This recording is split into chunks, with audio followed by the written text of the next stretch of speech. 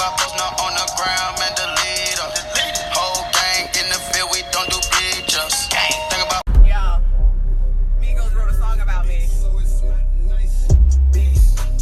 She a little beast. She a little beast. She a little beast. She a little beast. She a little beast. She a little beast. Let her walk around on fleek. Yeah, I call that CC. She a little beast. No, she gon' need me. I turn her whole to a beast. But good morning, Snapchatters. Good morning. Happy Tuesday. Happy Thursday to you. It is a gray and ugly day in the A. But we gonna make it. And Snappers, what do I have to talk about this morning? My daddy. My daddy has been on my mind so heavy. And then there's something I didn't even share with you guys, so let's get to it. For those who stalked my life during the passing of my dad, you would have seen that at the viewing, JU, the vice president of Jacksonville University, came and proclaimed the month of March 2018 Robert A. Taylor Month because my dad was one of the first 3 African American students to integrate the school.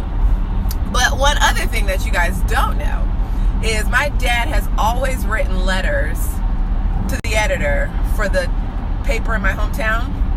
So we have the Florida Times-Union is the Jacksonville newspaper, and my dad wrote the editor every single day, and the editor would publish my dad's letters. My dad was published in the letters from readers section probably about twice a week for like 5 years. So if you've ever heard stories of my dad, or if you know my dad, you know he's a fusser and a cusser. And his letters to the editor were usually about African American rights, and he'd always be like, "You crackers in this city don't take care of black people." But he would say it a lot better than that. But essentially his letters usually would start, you know, some shit. So to get to the point, a lot of people in the city know my dad because they always saw his letters in the paper. So to make a long story short, when my dad passed away, we had to let the newspaper know. And the editor of the newspaper wrote an article on my dad.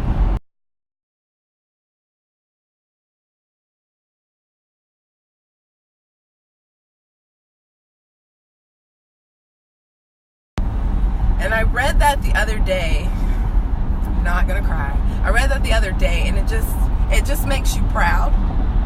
It just makes you really proud that I always knew my dad was amazing for me, but like my dad has touched the life of everyone he knows. Everyone who's ever known my dad loves my dad. Care to hear a story? My dad was a giver. He would give you anything. He would give you anything. One story that I always remember is my dad had this extra refrigerator in our laundry room. I don't even know why.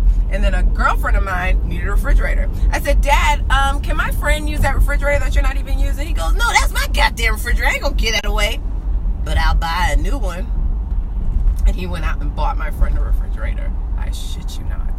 Another story, because I feel like sharing. I would always come home from work and tell them stories about shit that happened at work. And in one instance, a co-worker's house caught on fire. Her whole house was whatever, demolished or burnt up, whatever the fuck. And I told my dad. The next morning when I left to go to work, he was like, "Hey, take this to your friend." It was a check for $100. He didn't even know the girl. I didn't even tell him we was taking money, but he just wrote it. But as I get out of this car and go into work, I just want to say I'm just really proud to be Robert Taylor's daughter. That's all. But you guys have the best day.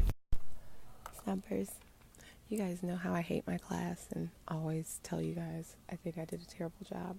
My boss told me to send out an anonymous survey, and I got some answers back.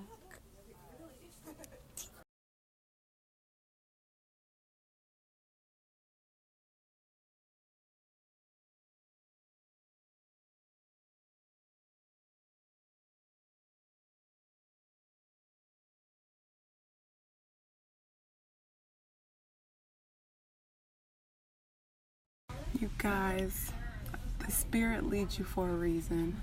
I was led this morning to talk about my dad, and look what was on the internet today.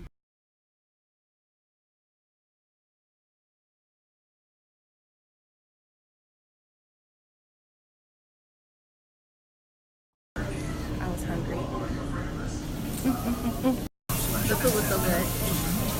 bring some people with me. I got the BBGs with me. Coney Sunny on.